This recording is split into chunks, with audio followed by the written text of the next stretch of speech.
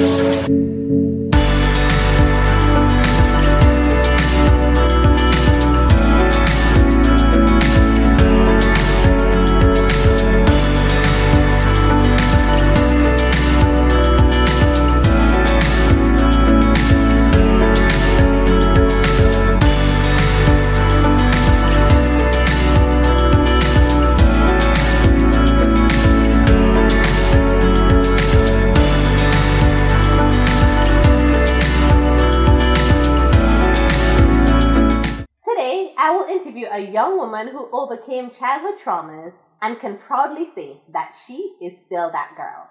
Help me welcome Crystal. Hi everyone, Great. So, how are you today, Crystal? I am good. How are you? I'm awesome.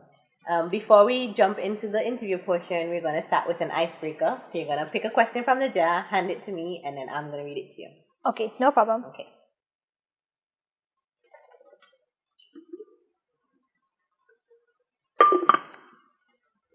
Thank you. No problem. Okay, it asks, what is something that everyone else seems to love that you don't understand? Partying. Just off the bat, Yeah, I don't understand what's the real hubbub the hype about. about it. Yeah, you go and you. Sometimes I don't even feel comfortable going to parties, especially if I don't know people there. So So, would you consider yourself a homebody? yes, definitely. I So- don't like to be at my house after 6. Crystal, so give us a little backstory and tell us what kind of household you grew up in. Did you have any siblings? Okay, well, growing up, it was okay at first, I should say. It was just me, my mom. I have two siblings, my sister, who's older than me, and a younger brother. I have other siblings on my father's side, but we don't really keep in contact like that. My father, he was in and out of jail, so he wasn't really in the picture. And then he went to jail for 10 years, so he wasn't in the picture at all after that. So it was just me, my mom, my sister, and my brother growing up until I was 12. So, was there ever a point in time that you can remember your parents as a couple or living together? Okay, when I was about 6 or 7, my mom and dad, they were together. But it wasn't as perfect as they had it seemed because there was a lot of fighting. Day and night. It was constantly fighting and arguing. So, yeah, they were together at one point, but you would see them leave the house like together, and then my mom would come back, she's cursing, and he would come back, and then he's cursing, and then it would be a brawl. So, yeah, they were together as a couple, but not for long, I should say. So, it wasn't a positive relationship that you would want to look up to. No, not at all. No. Okay. And how was your relationship with your mom separate from everything else? I think I had a pretty good relationship with her. She would call me Pussycat. So, yeah, I think I had a really good relationship with her until I was about 14 or 15. And what happened at that age? We weren't living with her because she went on drugs. And before I was 14 or 15, I would hide the truth from her. You know, when you're kids, you don't want your parents to feel bad, so you don't tell them the truth. Like, for instance, they would come and ask you, hey, do I look good in this dress? And you say, yes, you do, even though you know for a fact they don't. I started to tell her the truth. Like, you need to stop smoking. You need to do this. And that would start some real arguments between me and her because she didn't want to stop. At what age did you find out, and how did you find out that your mom was doing drugs? Okay, when I was about 12, well, it was my birthday because I had a little birthday party and she was moving kind of weird, but I didn't take it as anything because I was still young and naive. So the day after my party, my sister was like, "Oh, Crystal, mommy's on crack." I was like, "No, she's not." She said, "Yes, she is." So I said, "I'm going to tell mommy on you." So I went to her and I said, "Mommy, Sheree say you're on crack." She would give you this look when you did something bad or you knew something about something and it's true and you ask her, she would give you a look. So when I said that, she gave me that look and I was like, wow, it's true.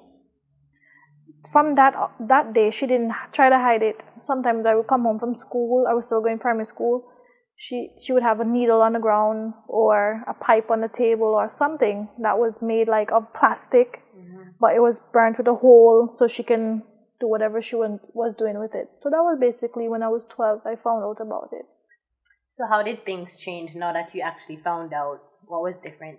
Things really changed after that because she wasn't trying to hide the fact that she was smoking the drugs. So you would be in our room or I would be in my room and she would be over in her room with her friends, but whatever she's smoking, you can smell it coming from over there. So sometimes she would leave the needles on the floor or she would have a bottle, like a chubby bottle with a hole in it, and it would be burnt, so you know it's something that she was smoking in it.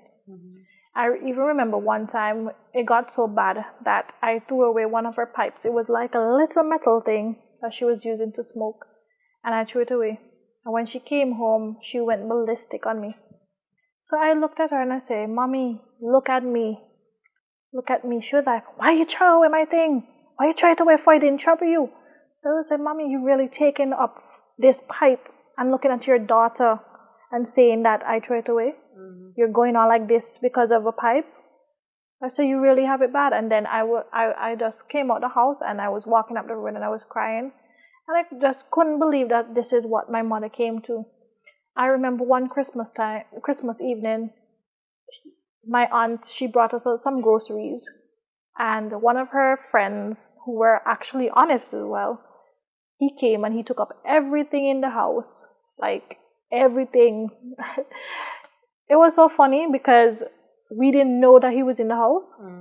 And he had the audacity to come back the next day. He didn't apologize, he didn't say nothing. I was like, we are children. Our mom is not around. Because she would go away for days, so you wouldn't really see her. So it was beginning to get really awful. And then there was no current in the house or water. So we had to be using candles. So you don't know who is in the house with you. You could be sleeping in your room and then there's somebody else over there. Because she would give her friends keys to the house. Or even leave the door open. So that is basically, it was changing fast, but what could we do? We were children. Wow. So how would you say it affected your siblings as well? Well, it really affected my siblings, especially my sister. She took it on and she started to resent my mom. She started to see this guy and he left some love marks on her skin. My mom, I told her like this: you need to wear your hair down, because she had very long hair. Wear your hair down because mommy is not in her right state of mind. And if she sees that, she's going to kill you. She brushed up her hair, she put it up in a bun. Mommy saw it and mommy took up this plank that she had, like a really long 2x4, and mommy beat my sister.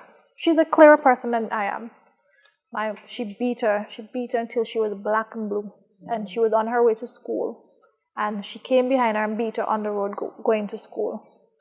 That day when she went to school, there was this lady who sold close to the school, and my sister had to go and hide there because my mom was coming to the school to beat her some more.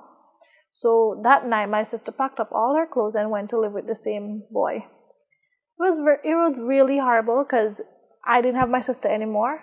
And at that particular point in time, we were very close. And then my brother now, he was still young at the time. He was understanding what was going on, but he wasn't fully aware of what was going on. because I tried to shelter him as much as possible. But it wasn't nice on my sister. It was not good at all for her. And at this point, your dad was in prison, right? Yes, he was in prison. Yes, he was. He was still in prison. So with everything that was happening now, you found out your mom was on drugs, your sister moved out. Where was your dad at this point? So when I was about 6, he went to jail for 10 years. So by the time this was happening to mom, he was still in prison serving out that 10 years. He actually got 15, but because of good behavior, they bumped it down to 10 years. So he was actually still in jail at the time when all this was going on. Okay, so now he's out of prison. Yes, he is. And do you have a relationship with him at all? No, I don't. 2 years ago, I know where he is and I know who he is and whatever. 2 years ago, I messaged him on WhatsApp because my aunt from New York called me and told me he's here, and she gave me his number. So I told him, I'm not sure what my mom did to you when I was younger, but I need to get a relationship with my father because I'm picking all the wrong guys, and I just need you in my life so I can know, okay, this is what I'm supposed to be looking for in a guy, and this is what I'm not supposed to be looking for. And he came by me the night, that same evening he came. We talked and he cried and said he was sorry for not being there and whatever. I remember one time he did that when I was younger. So in my mind, I was like, okay, this is crocodile tears. Mm-hmm. He's not going to really be there. For the past 2 months after that, we talked and whatever. And then he went missing in action again. So I messaged him another time and I was like, okay, well, you're not being the father that I expected you to be. Mm-hmm. And he came, he cried again, and I was like, okay, this is fake again. It's repetitive. It's repetitious behavior. So I was like, okay, I've seen this all before and whatever. And I was going through a really bad breakup at the time with my ex. So he came, he spoke to me, and to me, he didn't have that right to be telling me what to do. Mm-hmm. Because he wasn't a father figure in my life. Who was a father figure to me wasn't really telling me what he was telling me, so I didn't think he had that right to tell me that. Mm-hmm. So I didn't listen, and I ended up going back to my ex. Then, so was he encouraging you to break up, or? He was encouraging me, yes, to break up with my ex, but he didn't know the situation with me. So to me, he had no right to be saying, okay, some men are not good or whatever, because you're not living by the example. Exactly, mm-hmm. Exactly. You're not living up to what you're saying, so you're doing two different things. Mm-hmm. So he went missing for a couple of months. I said I wasn't going to message him just to see if he would check up on me. Mm-hmm. And he didn't. 4 months passed and he didn't say a word to me. So I messaged him and I told him like this, okay, you don't want any kids, that's fine. I'm not running behind of you anymore. You're not my father. You never was my father. So I think I should just cut all ties with you, mm-hmm. and just leave it as that. He called like 1,000,000 times and he messaged like 1,000,000 times, and I did not reply to any of his messages. I read it so he can see I read it, and I didn't reply. He called and I didn't answer any of his calls. So I told him this is the end of it. I'm not looking for a father anymore. So I don't know. Just leave it as that. You can go on your merry way, because you don't seem to understand that I'm your only girl child, mm-hmm. and that your girl child is getting knocked out by all types of men because she didn't have that father figure in her life growing up, so that she can understand, okay, this is how a man is supposed to treat you. So let's leave it as that, and I left it as that, and I haven't spoken to him since 2 years ago. We kind of skipped forward, but going back to your childhood, your mom being on drugs and your dad's absence. Mm-hmm. How did you and your siblings manage to take care of yourself at such a young age? Where do I start? Well, we were always taking care of ourselves because my mom, she's not really responsible. Yeah, she was a good cook and she made sure that we were up to date in washing our clothes and washing our skin. So we already had that in us. And after she went on drugs, we had to step up and say, you know what, we have to do this on our own. My sister, she was already gone, so it was just me and my little brother. Mm-hmm. And sometimes we had an aunt that lived down the road from us in New York, so we would go by her for food sometimes. And then there was my other aunt who would bring us groceries, and so we would make sandwiches and stuff like that. But we didn't have current, so we couldn't like iron our uniform to go to school. So we would go to school with all the creases in our uniforms, and that would give the other kids ammunition to mock us, because they knew what was happening at home. They know my mom was on drugs. I even had a friend, and from time she found out that my mom was on drugs, she wasn't my friend anymore. She was a part of the bullies, and they would walk behind of us and they would throw stones and whatever. But we managed to be honest, I'm not even sure. It was the grace of God, honestly, because we were so young that we had to take care of ourselves. We had to find food. Sometimes we had a little money and we would save it. But mommy would take up our money sometimes too. So we would have to go by our aunt for food most of the time. But we would wash our skin, wash our uniforms and stuff like that on our own. Sorry. So where did money come from? Because you were still going to school, neither of you were working. Yeah. So okay, well, my mom had this white guy as a friend before. So he would give us a little $50 or a little $20 and we would save that money. Okay. And if not, my aunt down the road, she would give us money as well as lunch or whatever was necessary to keep us alive. So there's never been a time where you can say you've gone hungry for days and there was... Yeah, there was a lot of those times actually. I remember sometime we were so hungry we would eat the paper out of our books. Really? Yes, literally eat the paper. It was disgusting. Was it a case where you just didn't want to ask for help, or...? That was before my aunt moved, before we knew she was living in Yorks. Okay. And we didn't have a relationship with our neighbor because when we first moved there, she and my mom got into something. So we weren't going to ask a neighbor. And it's not like a place where the neighbors are close, the houses are close. It was like this house is here and then the next house is probably over on the next side of the road. And we didn't know the neighbors because we were fresh to the neighborhood. So it's not like we could have gone and say, hey, neighbor, you know what? We don't have sugar. Can we have some sugar? It wasn't like that. So did you have any other family members at all? Grandparents? I know you mentioned your aunt, but did you have any other relatives that stepped in? Not really. My grandfather, he's still alive. My grandma, she passed away from the same thing that my mom is on now. But my grandfather, he didn't step up to the plate either. I don't even think he liked us, matter of fact, because he was just never there. I remember one time when the current people came to put the current on the house and he came. He never came to visit us at any point in time. So I was shocked. I was young, yes, but I was shocked to see he came and he was eating and he was drinking and he was enjoying himself. And then when the guy came and said, okay, they're here to put on the current, he stopped it. He told them, don't put it on. So I was like, okay, this is why he's actually here. I was young, but I put two and two together. He's not a person who says, okay, these are my grandchildren. Their mom is on drugs. Let me step up and help. He would help my brother. Not going to lie, he would help my brother. But he doesn't like girl children. To me, in my opinion, he doesn't like girl children. He never helped any of his granddaughters, in my opinion. So did he have a relationship with your mom, as far as you can remember?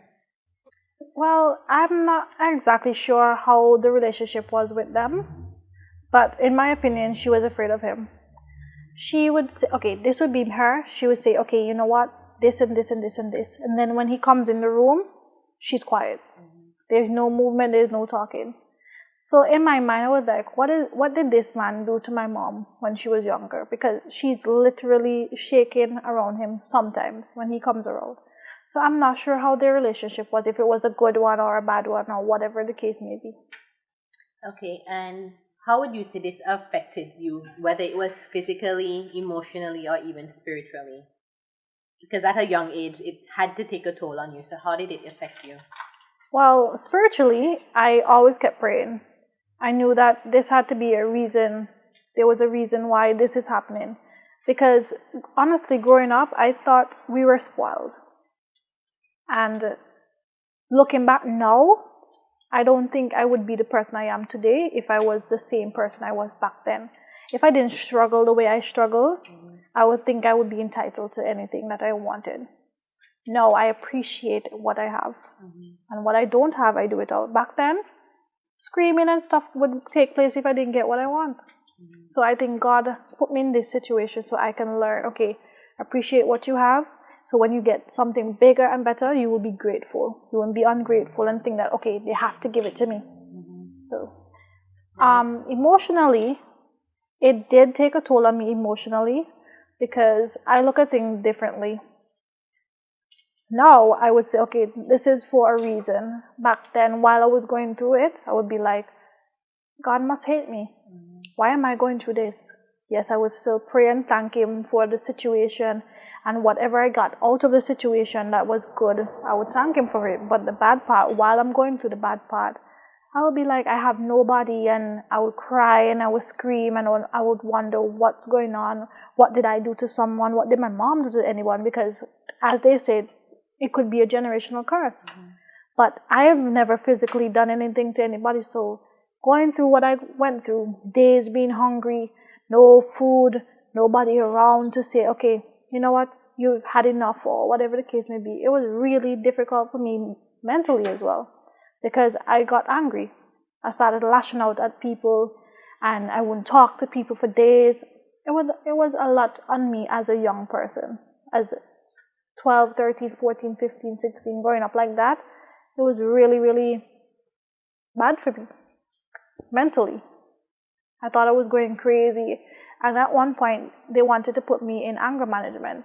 I went to town. They sent me to the lady. I didn't go nowhere. I went to Lyman and go back home because I didn't think I was angry, but I was angry.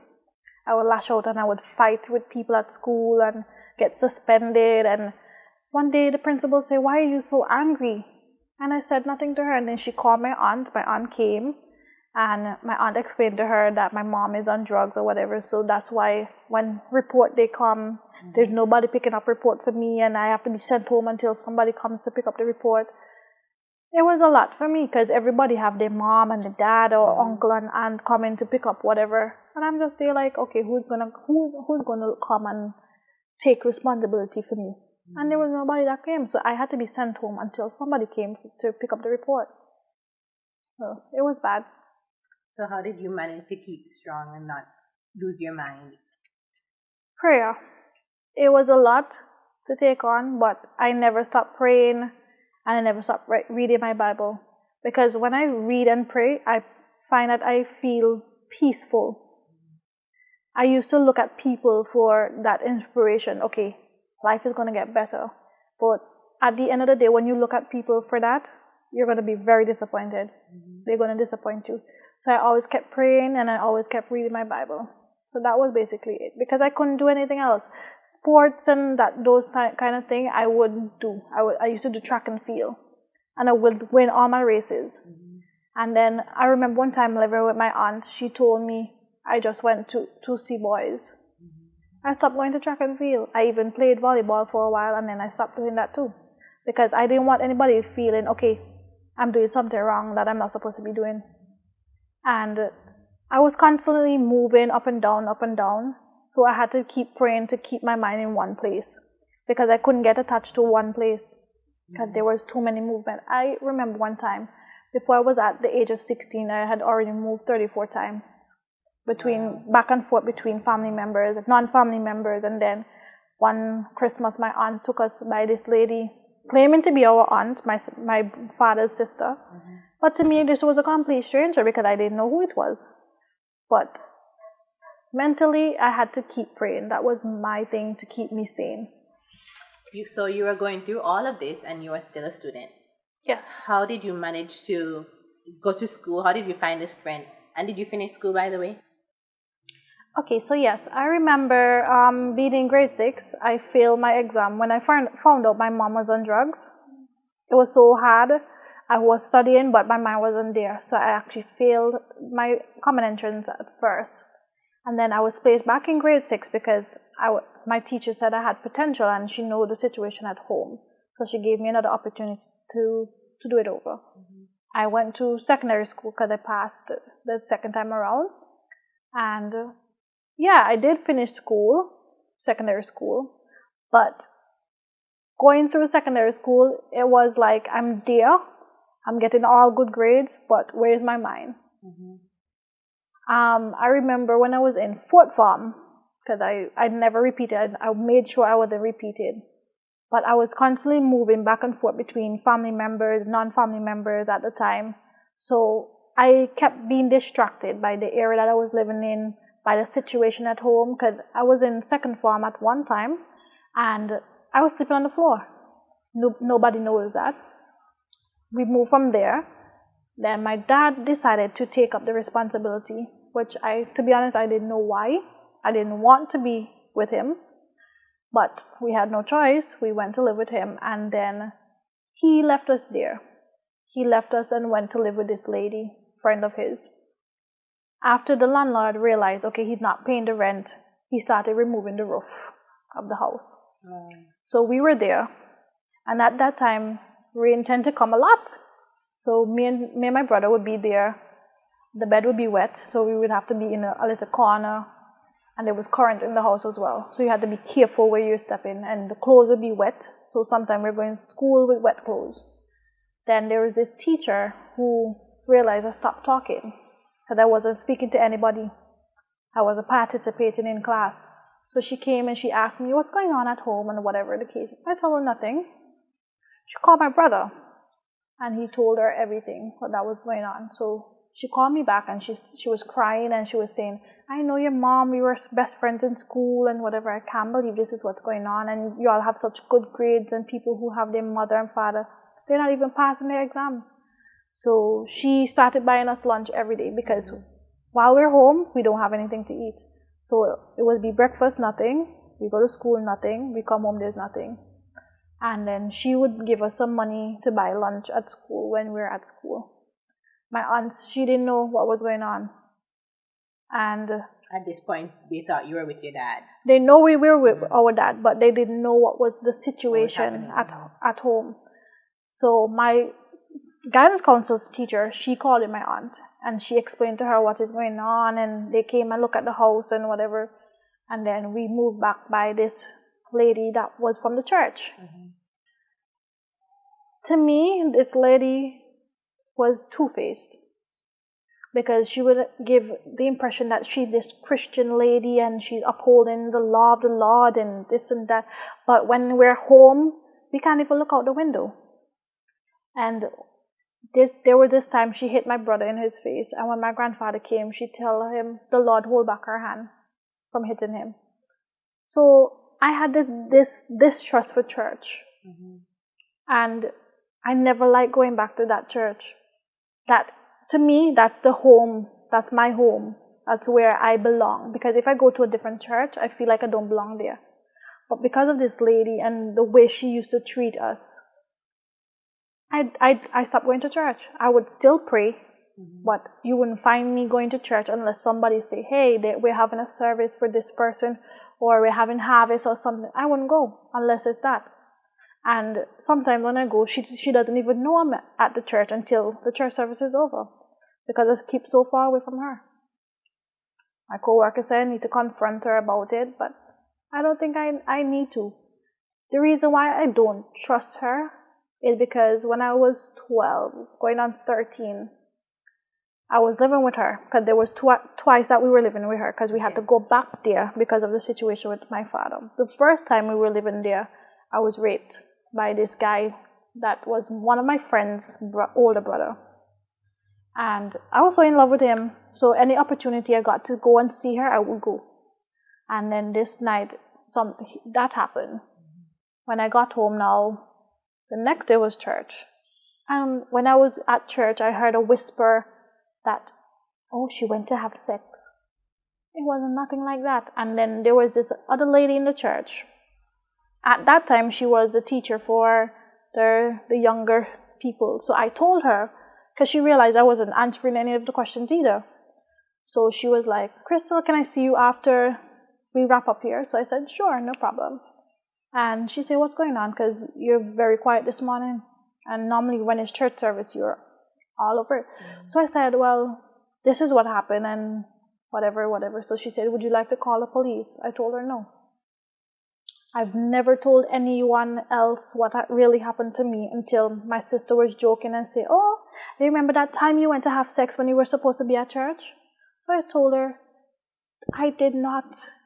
This is what really happened." And then she was like, "Oh my God, I didn't know." I said, "Nobody knows what really happened because that lady went and tell everybody what she felt like to tell them." And that's one of the reasons why I didn't go back to church either. I always felt like I'm being judged by the church for that one incident where they don't know what really happened. So I just stopped going. Knowing that your mom was in a helpless position, did you ever have bitterness or resentment towards your mom? To be honest, I had a lot of resentment towards them when I was younger, both mother and father, but because he wasn't really in the picture, it was mostly my mom, because I was like, how can you just leave up your children? But looking back, when I got older, looking back at it, I was like, okay, she has some demons that I don't know about that she has to deal with, and I guess that was her way of dealing with it, because it's not everybody's mind is mentally strong enough to deal with certain things, because she actually took up drinking after a while. So I was like, okay, there's something that's going on in her mind, and trust me, she would tell you things that sounds crazy to you when she's drinking.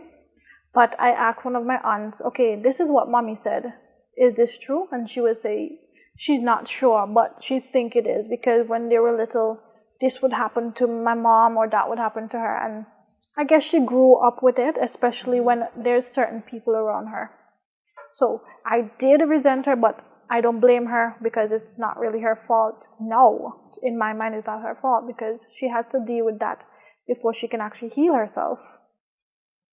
So was there ever a point in time where you said, this is not going to be me. I want to do better. I want to be better than my parents were?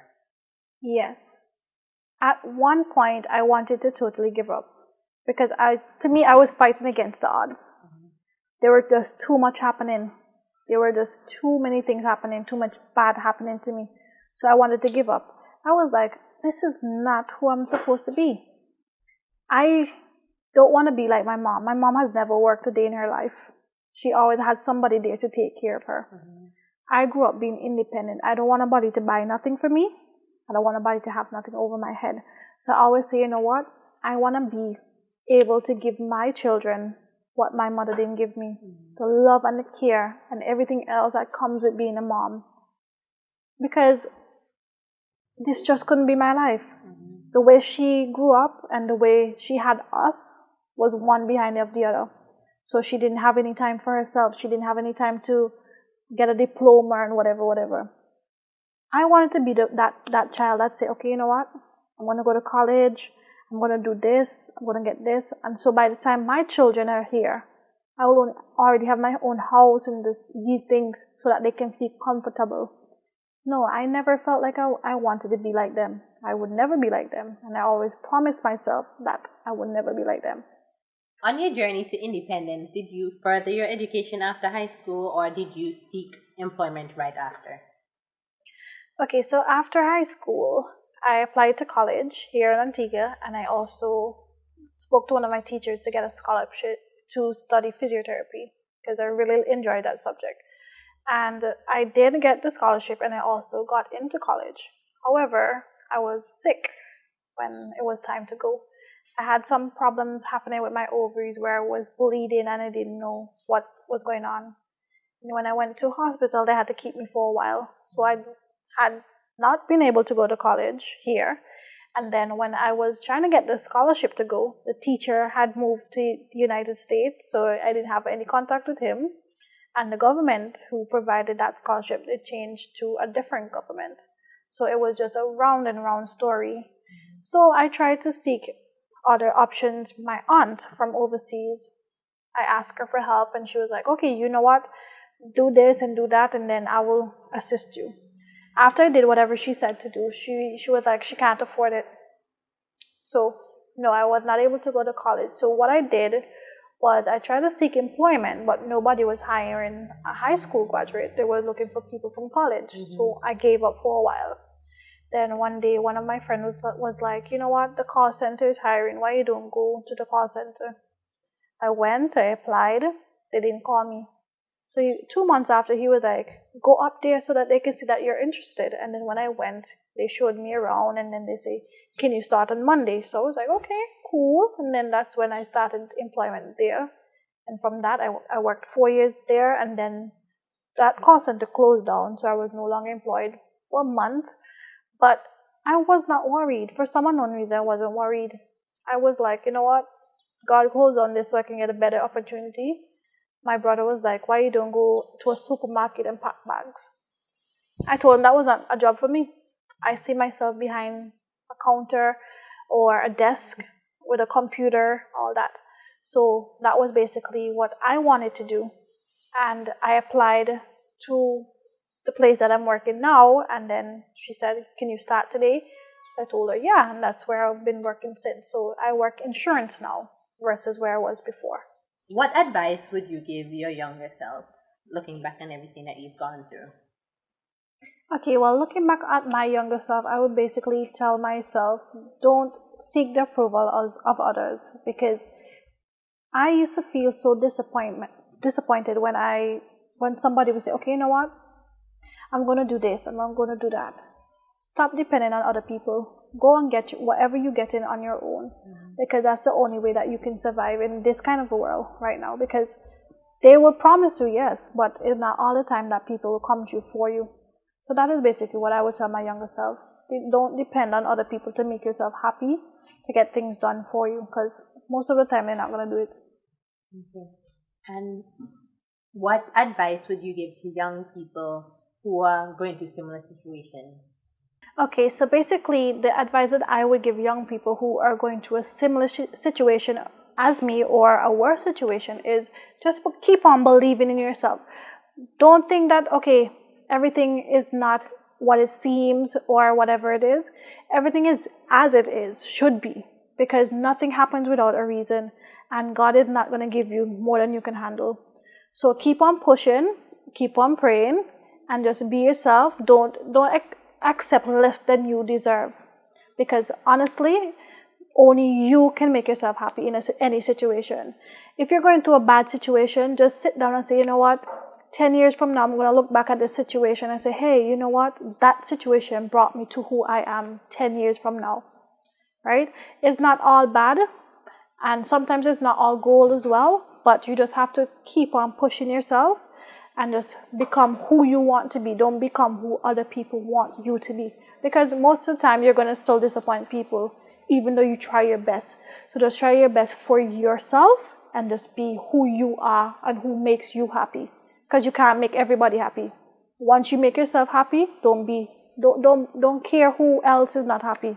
Just make yourself happy, and that's all that matters. Crystal, let me just say that you are super strong, and I'm so proud of you. I've really enjoyed this interview today, and I want to thank you so much for taking the time out to be here today. Thank you so much for having me, and I appreciate being here today as well. Thank you. Thank you so much for watching another episode of the Still That Girl series.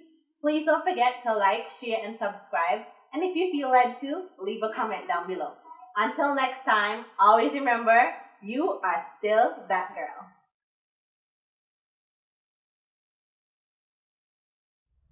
Today, I will interview Take 9.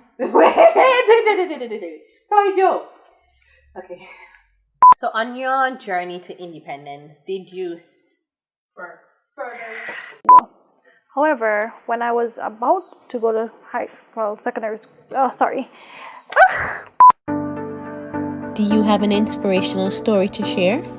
Would you like to be featured on our next episode? If so, please contact us using the information displayed on the screen. If you'd prefer to tell your personal story anonymously, please complete the form by clicking the link provided in our bio.